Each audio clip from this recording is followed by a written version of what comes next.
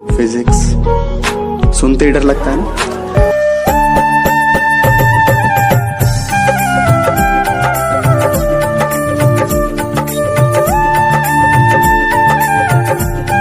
नमस्ते छात्रों, आज हम कक्षा 11 विषय भौतिक विज्ञान में आपका जो सेकंड चैप्टर कह रहे हैं या इसको पहले चैप्टर बोलते हैं, चैप्टर नंबर 2।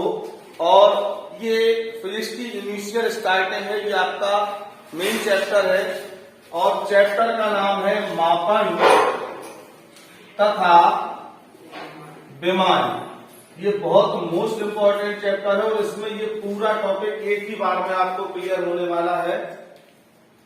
तो मापन और विमान पढ़ना है हमें, तो सबसे पहले तो हमें मापन शब्द का मतलब समझना है।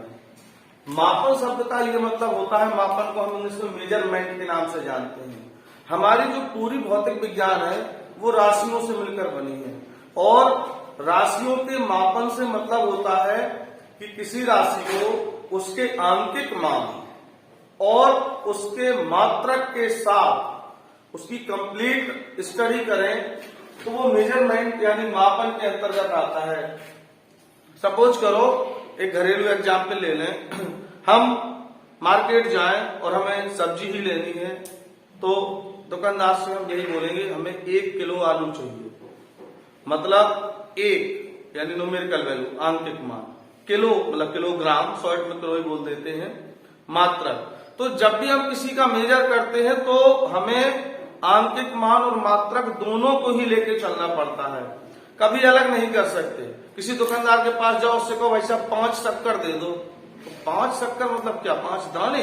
तो 5 किलो के 5 बोरा शक्कर चाहिए आपको क्लियर करना होगा कि 5 किलोग्राम चीनी चाहिए। मीन्स अगर इसको हम शुरुआत एक एग्जाम्पल से करते हैं, मान के चलो हमें एक मेज को उत्तर की ओर खिसकाना है, तो स्वाभाविक सी बात है कि हमें बल लगाना पड़ेगा। तो हमने बल लगाया मेज को खिसकाने के लिए, मान के चलो 10 न्यूटन का बल लगा और उत्तर की ओर खिसकाना था, तो हम कहाँ लगाएंगे उसे? उत्तर की दिशा में। तो ये जो बल है, बल हमारी भौतिक राशि है, मेजरमेंट करेंगे ना इसी का। ये जो 10 है, 10 इसका आंकिक मान है और जो न्यूटन है, न्यूटन इसका मात्रक है और ये उत्तर है, उत्तर क्या है? दिशा है। तो ये किसी राशि का कंप्लीट मेजरमेंट यानी मापन होता है। अब रही बात, जो राशियां अदिश हैं उनको दिशा की कोई आवश्यकता नहीं होगी, लेकिन आंकिक मान और मात्रक तो चाहिए ना।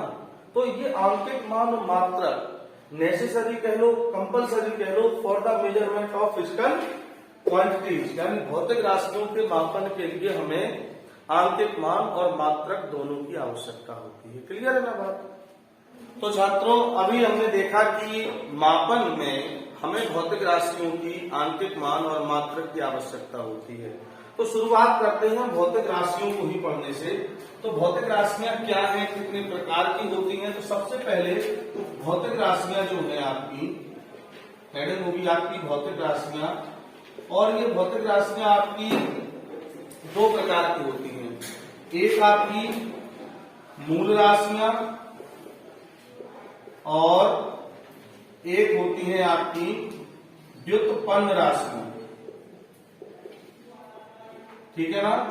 तो जो हमारी सबसे पहली हेडिंग होगी वो हमारी पहली हेडिंग होगी मूल राशियां और मूल मात्रक। डेफिनेशन बड़ी सिंपल है, हम आपको बोले देते हैं और समझा भी देते हैं। वे राशियां जो अपने आप में पूर्ण स्वतंत्र होती हैं और इन्हें अन्य राशियों की सहायता से नहीं बनाया जा सकता, इन राशियों को मूल राशियां कहते हैं। ऐसे समझ लो, जैसे अगर कोई कहे कि घड़ी में 5 बजे हैं तो इस लौकी का वजन कितना होगा, अजीब सा क्वेश्चन लगेगा ना। भाई 5 बजने से लौकी के वजन का क्या मतलब हुआ? तो वही चीज, समय मूल राशि है, द्रव्यमान मूल राशि है, इनका एक दूसरे से कोई भी रिलेशन नहीं है। आपके वजन से घड़ी के समय का कोई लेना देना नहीं। तो डेफिनेशन बड़ी सिंपल है, बेराशियां जो अपने आप में पूर्ण स्वतंत्र होती हैं और जिन्हें अन्य राशियों की सहायता से नहीं बनाया जा सकता, मूल राशियां कहलाती हैं। पैराग्राफ चेंज करेंगे, फिर हमें लिखना मूल मात्रक। तो हम अच्छे से जानते हैं गधे का बच्चा गधा ही होता है, तो जब मूल राशियां हैं तो उनके मात्रक भी कैसे होंगे, मूल। तो सीधी सी बात, मूल राशियों के मात्रक ही मूल मात्रक कहलाते हैं। क्लियर है ना। अब मूल, फिर नेक्स्ट लाइन होगी, मूल राशियां 7 प्रकार की होती हैं। ठीक है ना।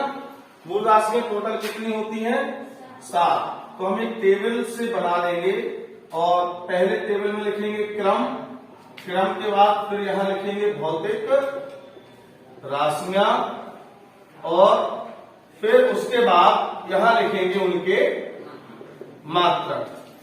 तो ये टोटल इंडिपेंडेंट है, एक दूसरे से इनका कोई मतलब नहीं है। तो सबसे पहली राशि द्रव्यमान, द्रव्यमान का मात्रक किलोग्राम। ठीक है ना। दूसरी जो राशि है, दूसरी राशि है आपकी लंबाई, लंबाई मात्रक मीटर। तीसरी राशि है आपकी समय, मात्रक सेकेंड। चौथी राशि है आपकी, कुछ भी मान लो, ताप ले लेते हैं, ताप, मात्रक केल्विन। पांचवी जो राशि है आपकी वो है विद्युत धारा और इसका मात्रक क्या होता है, एम्पियर। छठवीं राशि है आपकी ज्योति तीव्रता, इसका मात्रक होता है कैंडला। और जो 7वीं राशि है आपकी वो है आपकी पदार्थ की मात्रा और इसका मात्रक होता है मोल। ठीक है ना। तो ये 7 राशियां हैं, इनको क्रम से लिखें और थोड़ी सी मेहनत में ये हमें आप अच्छे से याद होने वाली है। अब इन राशियों के सपोर्ट के लिए 2 राशियां और बनाएंगे जिन्हें हम पूरक राशियां कहते हैं। वो एक्चुअल में राशियां नहीं है, वो जस्ट एक सप्लीमेंट्री है इनके सपोर्ट के लिए। तो नेक्स्ट जो हेडिंग होती है वो हेडिंग होगी हमारी पूरक राशियां और पूरक मात्रक। वही डेफिनेशन पे आते हैं।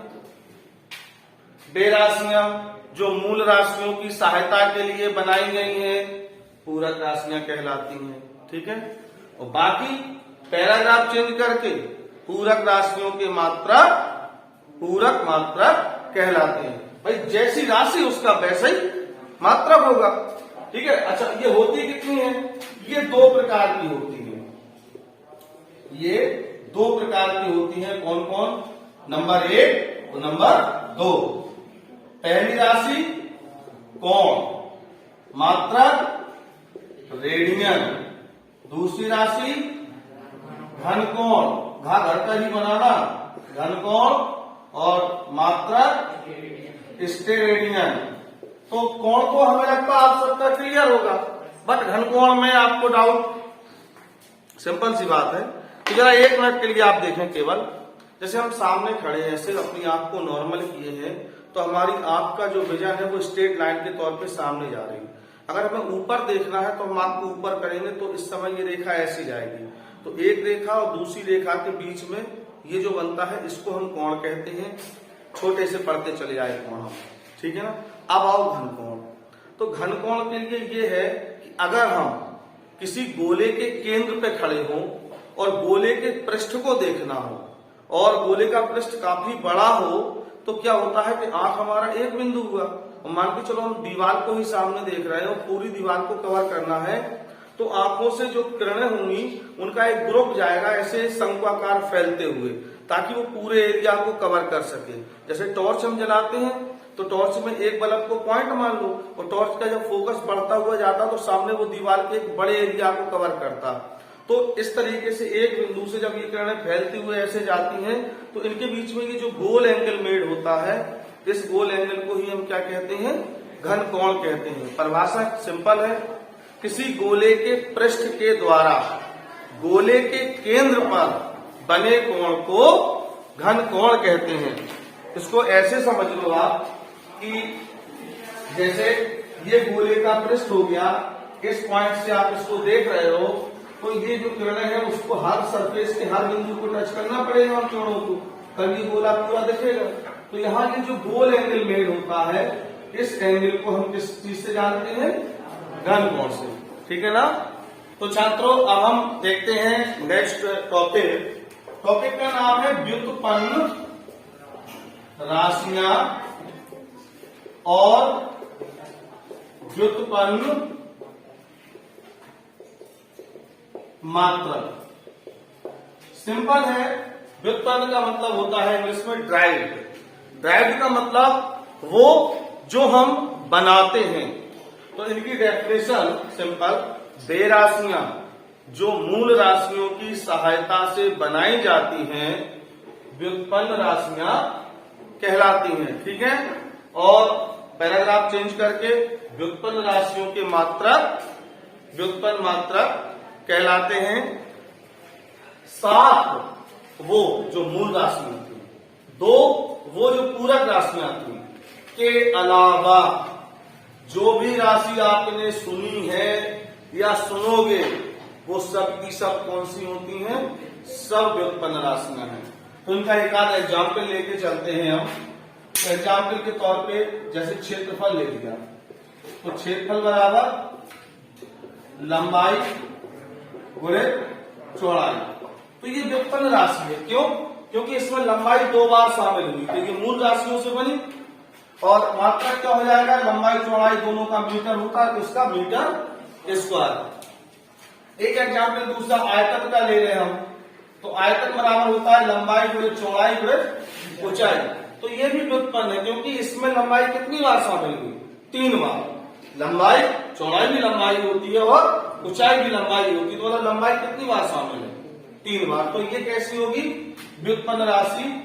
इसका मात्रक हो जाएगा metre into metre into metre, यानी मीटर की पावर 3। शेष एक राशि और लेते हैं, दूरी। दूरी बराबर 4 लेते हैं। 4 बराबर दूरी बटे समय। तो देखो इसमें भी 2 राशियां शामिल है, एक दूरी मतलब लंबाई शामिल है और एक समय। तो इसका मात्रक क्या होगा? मीटर प्रति सेकंड। ठीक है ना?